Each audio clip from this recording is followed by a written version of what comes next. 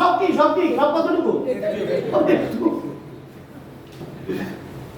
এবং উনি আপনাকে সাবধান করে দিলেন কি আর বাড়তে দেয়া ঠিক আছে, কথা তো নাই, এখানে বললেন এটা পারলে আপনি বিপদ হয়ে যাবে। তিনি আপনাকে সাবধান করে দিয়েছেন আর বাড়তে দেয়া ভালো কথা, এখান পর্যন্ত আমরা একমত। তারপর উনি কি বললেন? উনি আমাকে বললেন আমি আপনাকে কিছু মেডিসিন খেতে দিলাম এবং সেগুলো চলবে, এই ছিল আপনার দেহের বিপদ। তিনি কি আমাকে মেডিসিন খেতে দিয়েছেন না ড্রাগ খেতে দিয়েছেন? এই বিপদটা ঢুকে গেল। এই পর্যন্ত ঠিক ছিল, কিন্তু পরেরটা ঠিক নেই। কারণ উনি কিছু দুটো ভুল বার্তা আমাকে দিয়ে দিয়েছে।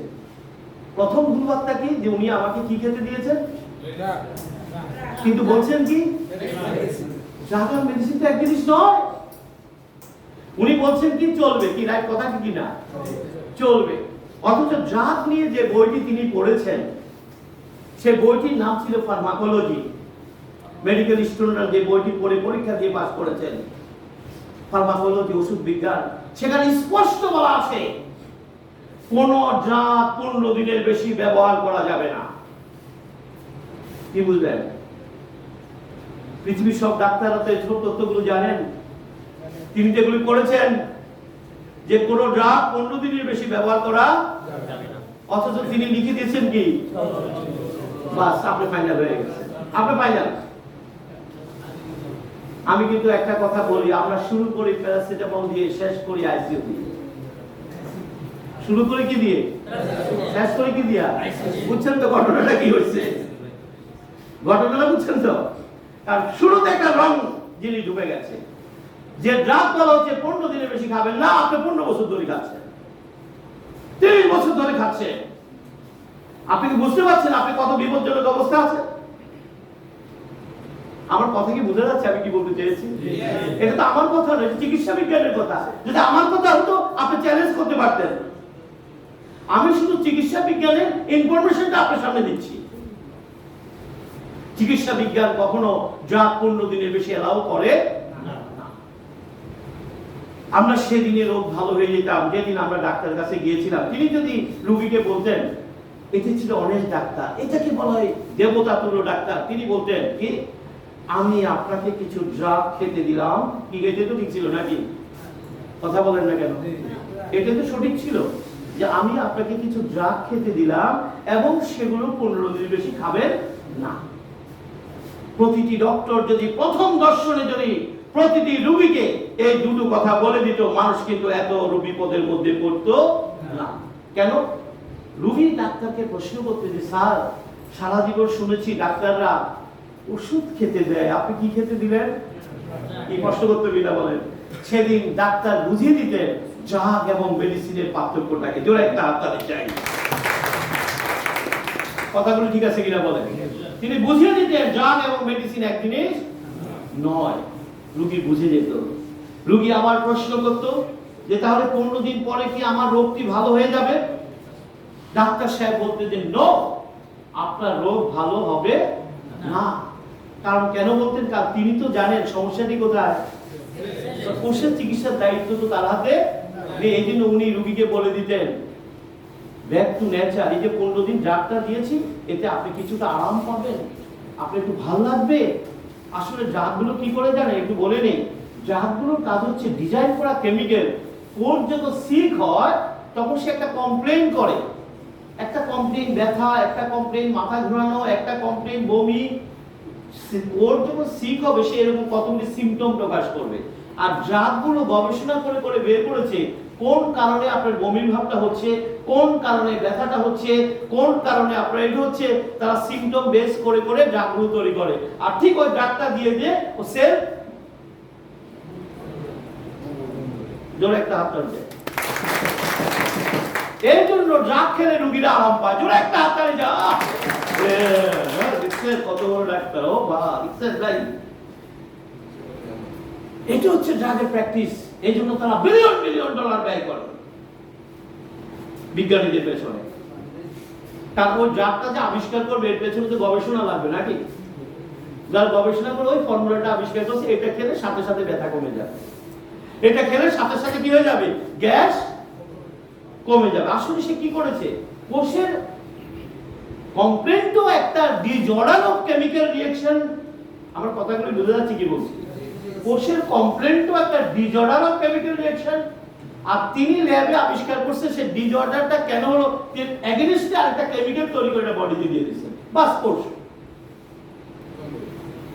তাতে কি সমস্যার সমাধান হয়েছে নাকি সমাধানটা বাড়ছে? রোগী বুঝতে পারছে না ভিতরে কোষটা কিন্তু ড্যামেজ। দেখবেন 5-7-10 বছর ড্রাগ খাওয়ার পর ড্রাগের ডোজ বাড়ে না কমে? কমে না বাড়ে ভাই? বাড়লো কেন? বাড়ছে এই কারণে প্রথম যখন ডাক্তারের কাছে গেছিলেন তখন অল্প কিছু কোষ অসুস্থ ছিল, একটু একটু মানে কি অল্প কিছু কোষ আপনাকে সিম্পটম দিচ্ছে, আপনাকে মেসেজ দিচ্ছে আমি কিন্তু একটু একটু প্রবলেমে আছি। এটা গুড মেসেজ ছিল আপনার জন্য। বাস আপনি যখন ড্রাগ দিয়ে চাপা দিয়েছেন এখন তো সে মেসেজও দিতে পারে না। এখন কি মেসেজ দিতে পারে? কিন্তু ভিতরে ভিতরে সেলগুলো কি হয়ে যাচ্ছে, যত দিন যাচ্ছে আগের আর ডোজে কাজ হয় না। একটা পর্যায়ে 10-12 বছর খাওয়ার পর আর ড্রাগে কাজ করে না। দেখবেন এমন এমন মানুষ পাবেন ঘুমের ওষুধ আর কাজ করে না, ওষুধ আর ড্রাগ। আপনার শব্দটা চেঞ্জ করবো, কি কাজ করে? কেন? প্রথম প্রথম ঠিকই কাজ করে, খাইতেই ঘুম আসে, এখন আর ডবল খাইলে ঘুম আসে না। মানে কি এখন এত সংখ্যক সেল অসুস্থ যে ড্রাগের কোনো ক্ষমতা নাই এতগুলো সেলের মুখ চেপে ধরে।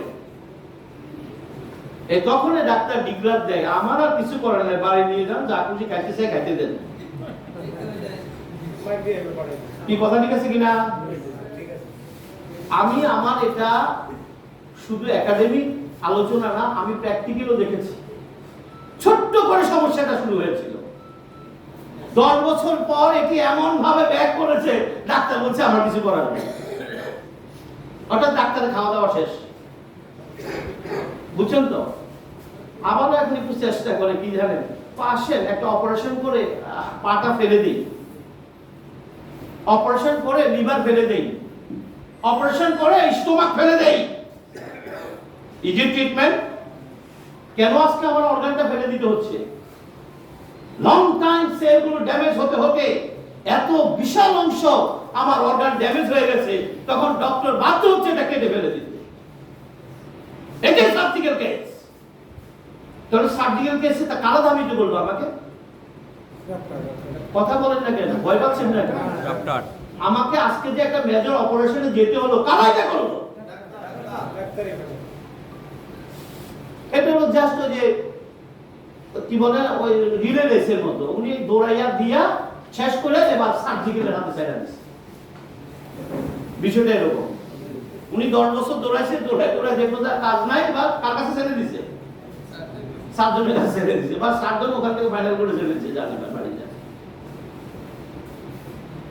কেন দরকার ছিল? কোনো দরকার ছিল না। আমরা যে শুরুতে যদি কার চিকিৎসা দিতাম তাহলে আজকে এই পরিণতিগুলি হতো। তাহলে আসুন আমরা কি এটুকু নিশ্চিত হয়ে গেছি যে আমাদের সমস্যাটা কোথায়? তাহলে ট্রিটমেন্টটা কোথায় হবে? আচ্ছা, সমস্যাটা যে সেল, এটা তো ডাক্তারও জানেন নাকি জানেন না? আমরা তো বলছি সমস্যাটা কোথায়। তাহলে পার্থক্যটা কোথায়? আসুন, আপনি যখন ডাক্তারের কাছে গিয়েছেন, সেল কি খালি চোখে দেখা যায়?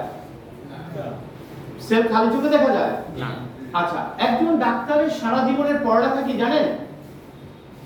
একজন ডাক্তারের সারা জীবনের পড়ালেখা হচ্ছে একটা হেলদি সেলের সাথে আরেকটা আনহেলদি সেলের ডিফারেন্সটা বোঝা। এটি হচ্ছে তার সারা জীবনের মেডিকেল স্টাডি। আপনারা তো ভাবছেন যে বড় বড় বই পড়ে কি পড়ছে, নো, তার সারা জীবনের স্টাডি একটা। কারণ একটা হেলদি সেলের অ্যানাটমি ফিজিওলজি একরকম হবে, আর কোষটা যখন অসুস্থ হবে তখন তার অ্যানাটমি ফিজিওলজি কি হয়ে যাবে? চেঞ্জ হয়ে যাবে। এই যে চেঞ্জটা হলো, যে ডাক্তার এই ডিফারেন্সটা ভালো বুঝেন তিনি হচ্ছেন সবচেয়ে বড় ডাক্তার। তিনি রোগটা ধরতে পেরেছেন। কি কথা কি বুঝে গেছি? কি বলছি? রোগটা ধরতে। তো রোগটা ধরলেন কিভাবে? মানে কি রেফারেন্স কি ছিল? যে একটা হেলদি সেল তো এরকম হওয়ার কথা না, ওনারটা কি হয়ে গেছে? এটাই তো রেফারেন্স বেরোছিল। উনি এটা ভালো করে বুঝেন, উনি টিক চিহ্ন দিয়ে গোল্ড মেডেলিস্ট পেয়েছেন, এই তো ডিফারেন্স। ভালো কথা। উনি এটা কি খালি চোখে বের করবেন না ডিভাইস ব্যবহার করবেন?